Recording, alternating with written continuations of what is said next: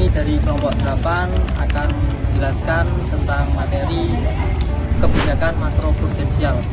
Sebelumnya, perkenalkan, nama saya Amra Anandun Takut dengan NIM 072. Saya Retno Nianu Ramadhani dengan NIM 015. Saya Nadila Juliana dengan NIM 017. Baik, di sini saya akan menjelaskan tentang definisi dan tujuan kebijakan makroprudensial. Apa jadinya kalau sistem keuangan suatu negara tidak dikendalikan dengan baik? Resiko krisis bisa terjadi kapan saja. Disinilah kebijakan makroprudensial berperan penting sebagai menjaga stabilitas ekonomi. Jadi, kebijakan makroprudensial adalah langkah atau tindakan yang dilakukan oleh bank sentral atau pemerintah untuk menjaga stabilitas sistem keuangan secara keseluruhan. Selanjutnya, ada kebijakan makroprudensial memiliki beberapa tujuan. Yang pertama, mencegah krisis keuangan agar ekonomi tetap stabil. Yang kedua, mengendalikan risiko sistemik, yaitu dampak berantai antar lembaga keuangan. Yang ketiga, menjaga stabilitas sistem keuangan agar aktivitas ekonomi seperti kredit atau investasi tetap berjalan lancar. Yang keempat, memperkuat ketahanan sektor keuangan agar menghadapi guncangan ekonomi. Dan yang terakhir, mencegah penumpukan aset beresiko seperti kredit macet atau gelembung harga. Dengan adanya kebijakan ini, sistem keuangan menjadi lebih aman, kuat, dan mampu mendukung pertumbuhan ekonomi secara berkelanjut. Contohnya, pemerintah bisa membatasi jumlah pinjaman agar masyarakat tidak terlalu banyak utang, atau mengatur modal bank supaya tetap kuat saat terjadi krisis. Dengan begitu, ekonomi tetap aman dan tidak mudah goyang. Jadi, kesimpulannya, kebijakan makroprudensial itu seperti penjaga yang memastikan sistem keuangan tetap sehat dan stabil. Kalau sistem keuangan stabil, maka pertumbuhan ekonomi juga bisa berjalan dengan baik. Selanjutnya, saya akan menjelaskan tentang kebijakan makroprudensial. Ingat krisis 1998, bank pada tumbang, ekonomi ambyar. Nah, biar tidak terulang, Bank Indonesia punya jurus khusus namanya kebijakan makroprudensial. Beda sama suku bunga yang mengatur harga uang, jurus ini langsung jaga kesehatan seluruh sistem keuangan. Ada 3 senjata utamanya. Namanya aturan DP rumah, celengan wajib bank, dan rem kredit bank. Kita bedah satu-satu. Yang pertama yaitu aturan DP rumah. Simpelnya gini, BI yang nentuin minimal uang muka kalau kita mau KPR. Contohnya pas harga properti naik gila-gilaan, kalau DP rumah cuma 10%, semua orang gampang utang rumah. Bahayanya bisa jadi bubble. Nah, BI langsung naikin DP jadi 30%. Efeknya apa? Orang jadi mikir 2 kali sebelum utang, permintaan rumah turun, harga jadi lebih waras. Ini ngerem kredit properti biar tidak jadi bom waktu. Yang kedua, ada celengan wajib bank. Logikanya kebalikan sama kondisi ekonomi. Pas ekonomi lagi bagus, kredit ngebut, bank untung gede, Bank Indonesia ini bilang, ayo nabung ekstra 2,5% dari modal. Kenapa? Karena masa bagus tidak selamanya.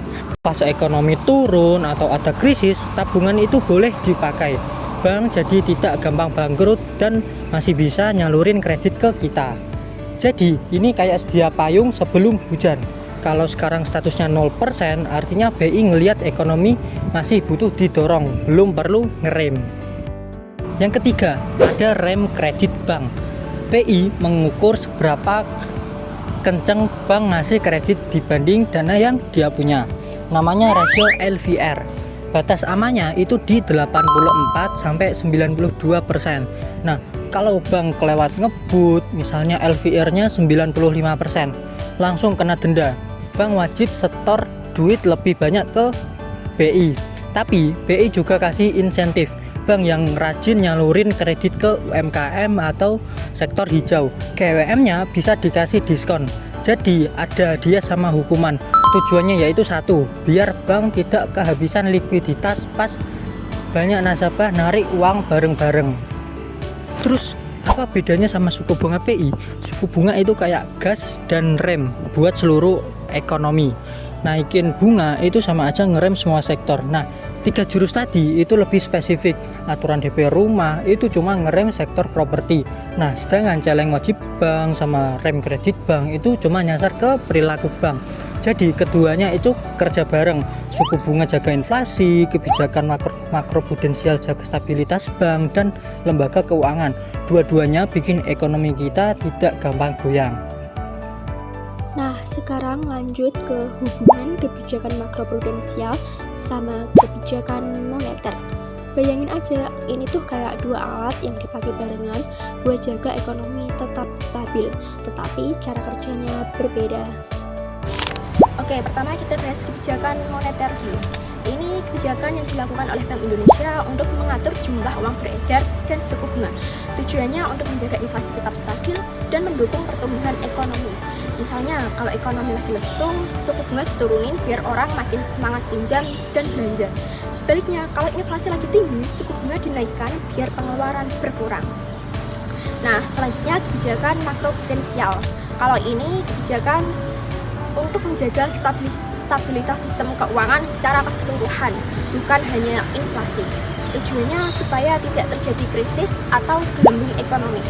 Contoh instrumennya ada loan to value atau LTV, ada juga counter cyclical capital buffer, dan rasio intermediasi makroprudensial. Sekarang yang paling penting hubungan keduanya. Yang pertama, mereka saling melengkapi. Moneter jaga ekonomi, sedangkan makroprudensial jaga sistem keuangan. Kedua, mereka saling mempengaruhi. Kalau suku bunga turun, orang jadi lebih gampang ambil kredit. Tapi kalau kebanyakan, itu juga bisa bahaya.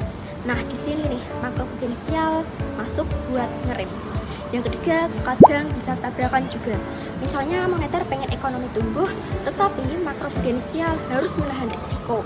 Makanya koordinasi itu penting banget.